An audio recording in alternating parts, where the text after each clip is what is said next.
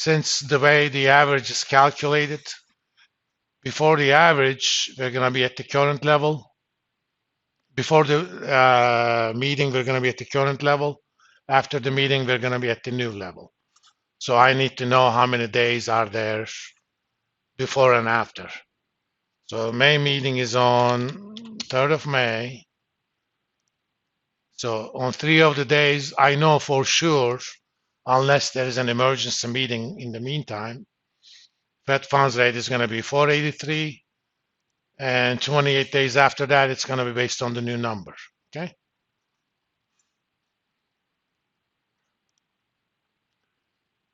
And let's enter the futures price, 95.06.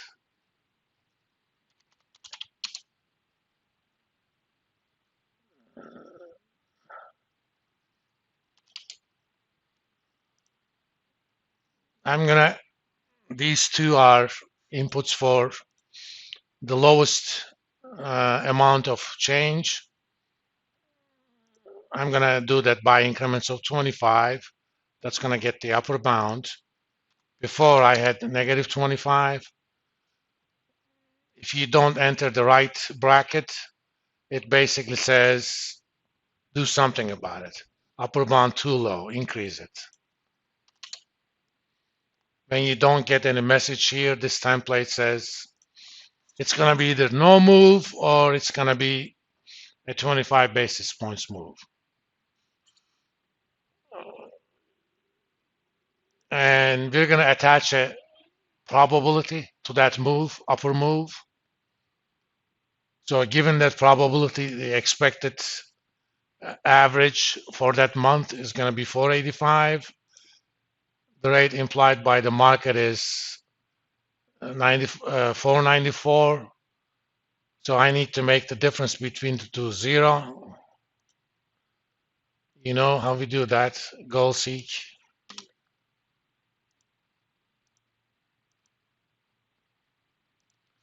So market is saying there is about 49% chance that Fed is going to increase the rates by another 25 in the May meeting. So market is kind of 50-50. Half the participants bet on an increase, half the participants bet no change. Let's look at what would happen in June, assuming, yes. Oh, that's an input. If it's the right number, the difference between the expected and the market is going to be 0.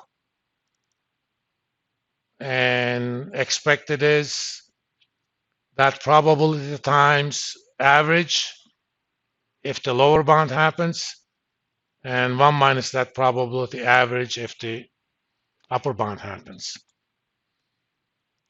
We let goal seek to determine what that probability is going to be. You can do all sorts of scenarios. Now let's assume that Fed is not going to increase in May. What's going to happen in the June meeting? June meeting is on 6/14. Let's look at the price on the June, 95.095.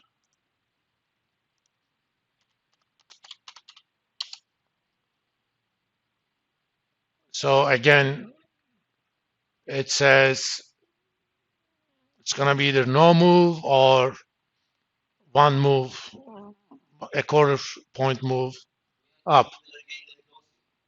Yes, because that difference needs to be 0.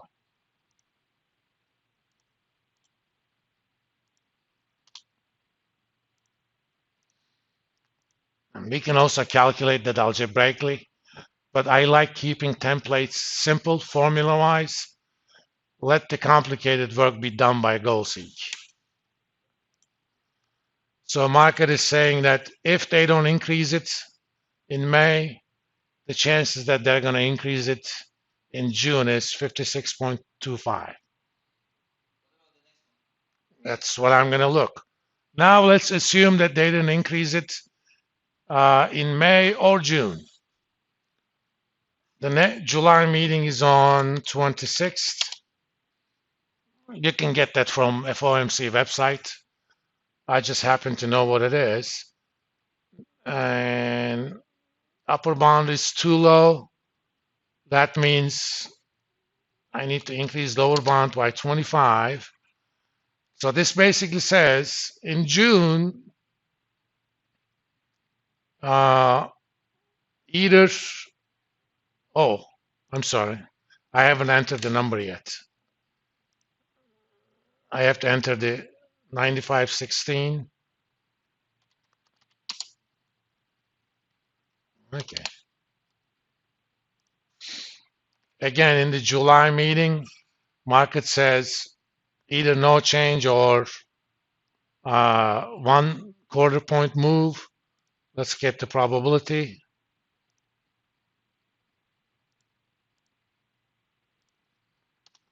It's going to be relatively high. What's going on?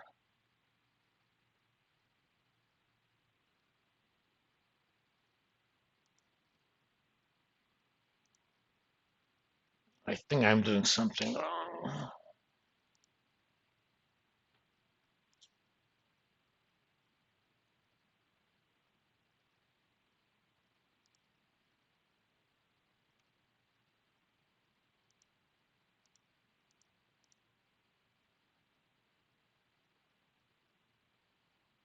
That's correct. But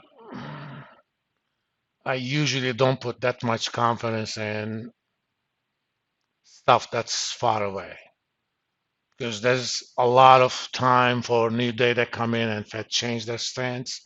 I tend to look at the next 2 meetings or so.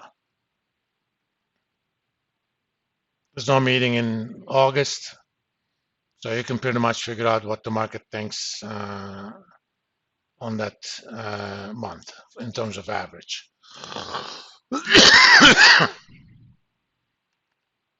So 95.32.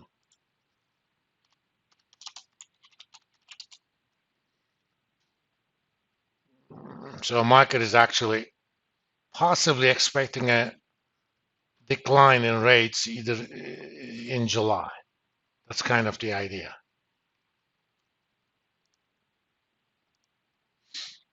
All right. This is the nice thing about this. I'm going to post this for you guys.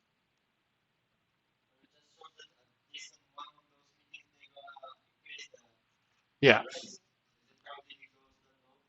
It's because of the bank problems. Before these bank stuff happened, I mean, let's look at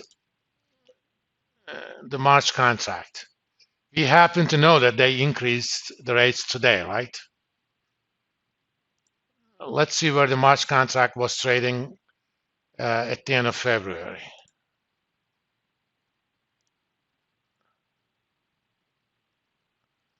This is end of February. March contract closed on 95,335. Okay.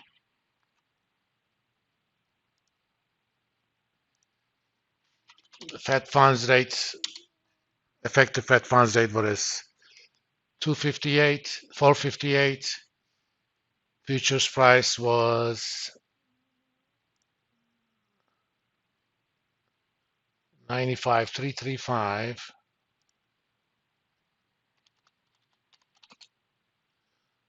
In fact, it says it's too low.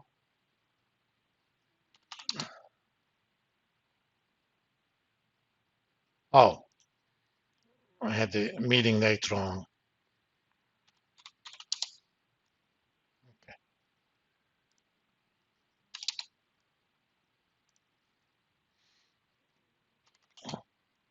As of February 28th, market was thinking in this meeting that happened today, Fed was going to do at least 25 basis points, and there's a chance that it could have been 50.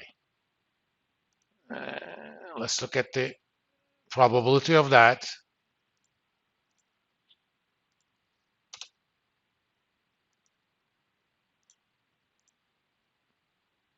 So market was attaching about 1 in 6 probability of even a 50 basis points move. Let's look at what was market's perception yesterday.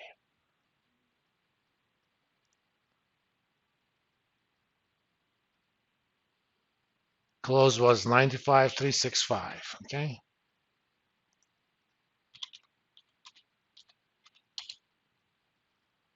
Now it says lower bound too high. As of yesterday, market was saying it's going to be either no change or only a quarter. And chances of that was, when I say chances, don't view that as a probability.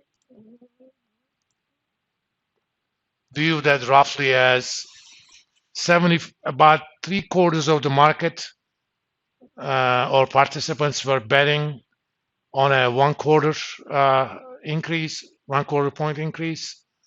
About a quarter were betting on no change. That's roughly how you should interpret that. Or as that's the implied probability or market's perception of the probability. So we went from 25 for sure, maybe 50, to may not even be 25 because things change in the market. And economically speaking, after bank issues, the right thing to do was not to increase it at all. There is a very good reason they went up with a 1/4 point increase anyway. That has to do with the asymmetry of information.